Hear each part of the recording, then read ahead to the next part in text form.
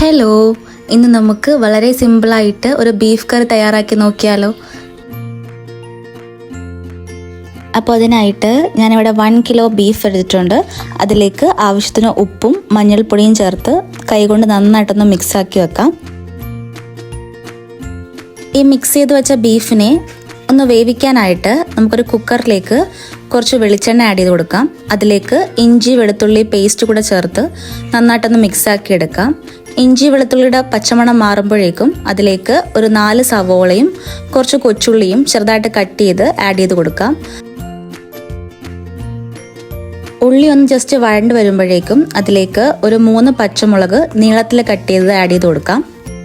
അതിനോടൊപ്പം കുറച്ച് കറിവേപ്പില കൂടി ചേർത്തിട്ട് നന്നായിട്ടൊന്ന് വഴറ്റിയെടുക്കാം.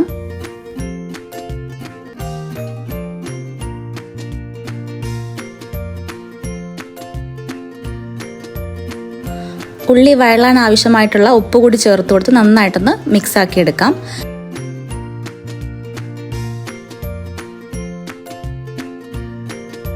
ഇനി ഇതിലേക്ക് നമ്മൾ നേരത്തെ മിക്സ് ചെയ്ത് വെച്ചിട്ടുള്ള ബീഫും കൂടി ആഡ് ചെയ്ത് കൊടുക്കാം.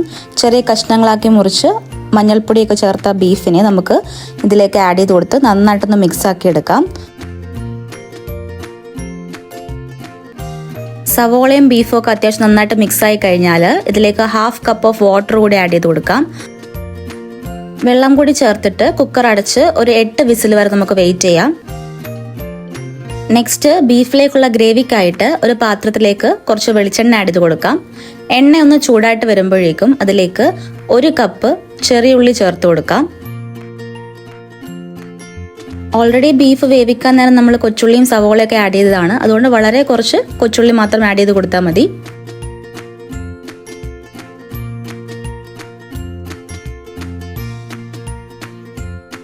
ഉള്ളി ഒന്ന് വഴലാൻ ആവശ്യമായിട്ടുള്ള ഉപ്പും കൂടെ ചേർത്ത് നന്നായിട്ടൊന്ന് മിക്സ് ആക്കി എടുക്കാം.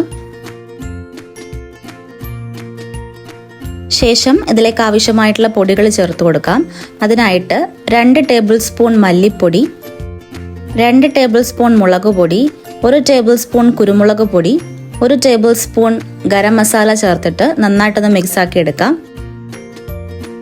വളരെ ലോ ഫ്ലെയിമിൽ ഇട്ട് വേണം പൊടികളൊക്കെ മിക്സ് ചെയ്യാനായിട്ട്, അല്ലെങ്കിൽ പൊടികളൊക്കെ കരിഞ്ഞു പോകാനായിട്ട് ചാൻസ് ഉണ്ട്.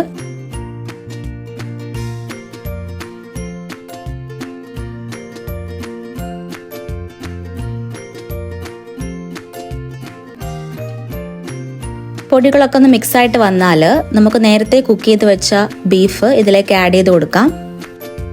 ബീഫിൽ നിന്നൊക്കെ അത്യാവശ്യം വെള്ളം ഇറങ്ങിയിട്ടുണ്ടാവും. നമ്മൾ നേരത്തെ ചേർത്ത വെള്ളവും ഒക്കെ ആയിട്ട് അത്യാവശ്യം ഗ്രേവി ഉണ്ടായിരിക്കും.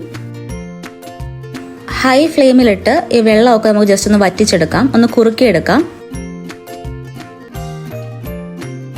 ഗ്രേവിയൊക്കെ ഒന്ന് തിക്കായിട്ട് വരുമ്പോഴേക്കും നമുക്കിതിലേക്ക് കുറച്ച് കറിവേപ്പില കൂടി ആഡ് ചെയ്ത് നന്നായിട്ടൊന്ന് മിക്സ് ആക്കി എടുക്കാം.